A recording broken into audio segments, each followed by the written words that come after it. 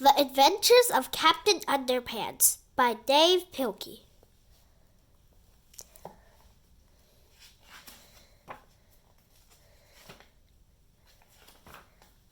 Chapter 1. George and Harold. Meet George Beard and Harold Hutchins. George is the kid on the left with the tie and flat top. Harold is the one on the right with the t-shirt and the bad haircut. Remember that now. George and Harold were best friends. They had a lot in common. They lived right next door to each other, and they were both in the same fourth grade class at Jerome Horowitz Elementary School. George and Harold were usually responsible kids. Whenever anything bad happened, George and Harold were usually responsible. But don't get the wrong idea about these two. George and Harold were very nice boys. No matter what everybody else thought, they were good. Sweet and lovable. Okay, maybe they weren't so sweet and lovable, but they were good nevertheless. It's just that George and Harold had a silly streak a mile long. Usually that silly streak was hard to control. Sometimes it got them into trouble, and once it got them into big trouble. But before I can tell you that story, I have to tell you this story. Chapter 2. Treehouse Comics, Inc. After a hard day of cracking jokes, pulling pranks, and causing mayhem at school, George and Harold liked to rush to the old treehouse in George's backyard. Inside the treehouse were two big old fluffy chairs, a table, a cupboard crammed with junk food, and a padlocked crate filled with pencils, pens, and stacks of paper. Now, Harold loved to draw, and George loved to make up stories. And together, the two boys spent hours and hours writing and drawing their very own comics. Over the years, they had created hundreds of their own comics, starring dozens of their own superheroes. First there was Dog Man, then came Timmy the Talking Toilet, and who could forget the Amazing Cow Lady? But the all-time greatest superhero they had made up had to be the amazing Captain Underpants. George came up with the idea. Most superheroes look like they're flying around in their underwear, he said. Well, this guy is actually flying around in his underwear. The two boys laughed and laughed. Yeah, said Harold, he can fight with wedgie power. George and Harold spent entire afternoons writing and drawing the comic adventures of Captain Underpants. He was their coolest superhero ever. Luckily for the boys, the secretary at Jerome Horowitz Elementary School was much too busy to keep an eye on the copy machine. So whenever they got a chance, Harold and George would sneak into the office and run off several hundred copies of their latest Captain Underpants adventure. After school, they sold their homemade comics on the playground for 50 cents each. Chapter 3. The Adventures of Captain Underpants. Written by George Beard, cartoons by Harold Hutchins. The Really Cool Adventures of Captain Underpants, written by George Beard, drawn by Harold Hutchins. It was a time of darkness and despair for planet Earth. Bad guys had taken over the streets, and all of the superheroes in the world were too old to fight evil. Then along came a new, improved, extra-strength superhero. Captain Underpants was faster than a speeding waistband, more powerful than boxer shorts, and able to leap tall buildings without getting a wedgie. Night and day, Captain Underpants watched over the city, fighting for truth, justice, and all that is pre-shrunk and cottony. Meanwhile, at a nearby elementary school, turn the page. It was Stinky Taco Surprise Day at the cafeteria. Everybody hated it so much they threw it all away. Soon the cafeteria food came to life. The monster ran around the school, eating everything in sight. Captain Underpants shot lots of underwear at the monster, but it didn't do any good. So Captain Underpants took off running. The incredible hunk chased him, and chased him, and chased him. Finally, the incredible hunk got too tired and thirsty to chase Captain Underpants. So the monster took a long drink from a shiny white bottle. Suddenly, and so the incredible hunk got flushed away and was never heard from again. The end. Don't miss out on our next exciting adventure, Captain Underpants and the Attack of the Talking Toilets. Coming soon to a playground near you. Chapter 4. Mean Old Mr. Krupp.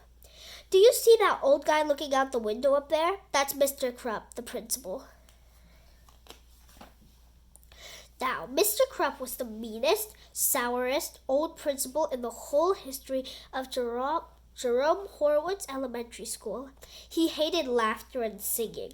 He hated the sounds of children playing at recess. In fact, he hated children altogether. And guess which two children Mr. Krupp hated most of all? If you guessed George and Harold, you're right. Mr. Krupp hated George and Harold. He hated their pranks and their wisecracks.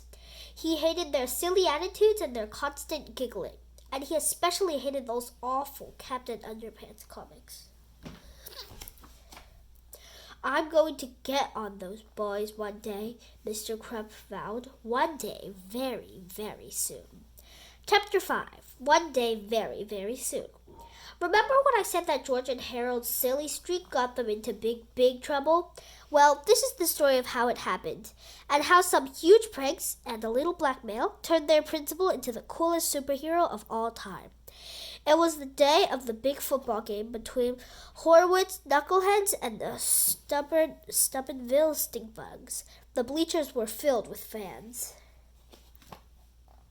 The cheerleaders ran onto the field and shook their pom-poms over their heads. A fine black dust drifted out of their pom-poms and settled all around them. "Give me a K!" shouted the cheerleaders. "K!" repeated the fans. "Give me an N!" shouted the cheerleaders. "N!" repeated the fans. "Give me an achoo!" sneezed the cheerleaders. Achoo! repeated the fans. The cheerleaders sneezed and sneezed and sneezed some more. They couldn't stop sneezing. "Hey!" shouted a fan in the bleachers. "Somebody sprinkled black pepper into the cheerleaders' pom-poms." "I wonder who did that," said another fan. The cheerleaders stumbled off the field, sneezing and dripping with mucus, as the marching band members took their places. But when the band began to play, steady streams of bubbles began blowing out of their instruments. Bubbles were everywhere. Up and down the field, the marching band slipped and slid, leaving a thick trail of wet, bubbly foam.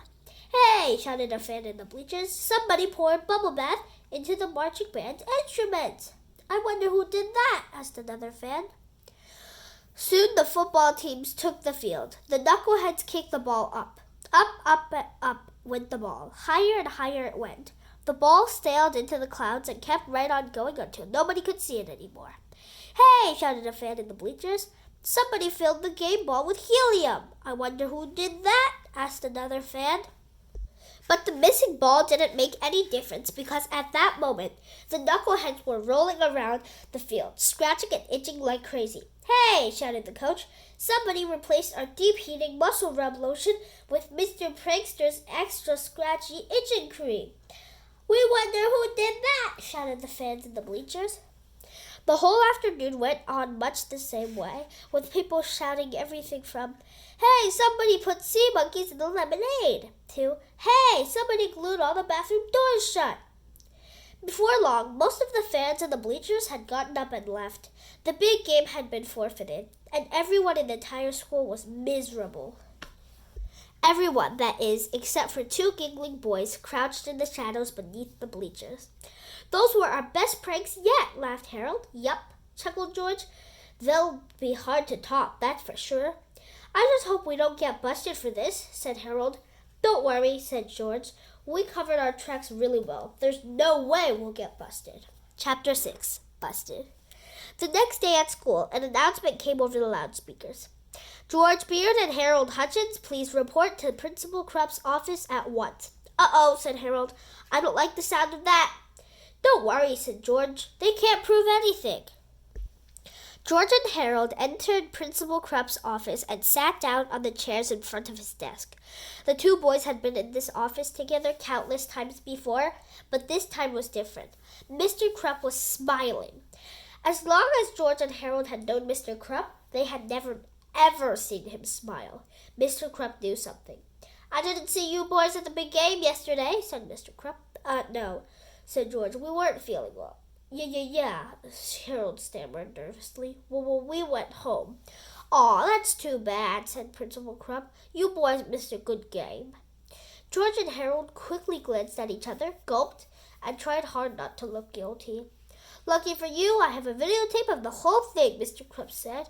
He turned on the television in the corner and pressed the play button on the VCR. A black and white image appeared on the TV screen. It was an overhead shot of George and Harold sprinkling pepper into the cheerleaders' pom-poms. Next came a shot of George and Harold pouring liquid bubble bath into the marching band's instruments. How do you like the pre-game show? asked Mr. Krupp with a devilish grin. George eyed the TV screen with terror. He couldn't answer. Harold's eyes were glued to the floor. He couldn't look. The tape went on and on, revealing all of George and Harold's behind-the-scenes antics. By now, both boys were eyeing the floor, squirming nervously and dripping in sweat. Mr. Krupp turned off the TV. You know, he said, ever since you boys came to this school, it's been one prank after another. First you put dissected frogs in the Jell-O salad at the parent-teacher banquet. Then you made it snow in the cafeteria. And then you rigged all of the intercoms so they played Weird Al Yankovic songs full blast for 6 hours straight. 4 long years, and you two have been running amok in this school, and I've never been able to prove anything. Until now, Mr. Krupp held the videotape in his hand. I took the liberty of installing tiny video surveillance cameras around the school. I knew I'd catch you two in the act one day. I just didn't know it would be so easy. And come back next time to see what punishment the two boys get from Mr. Krupp.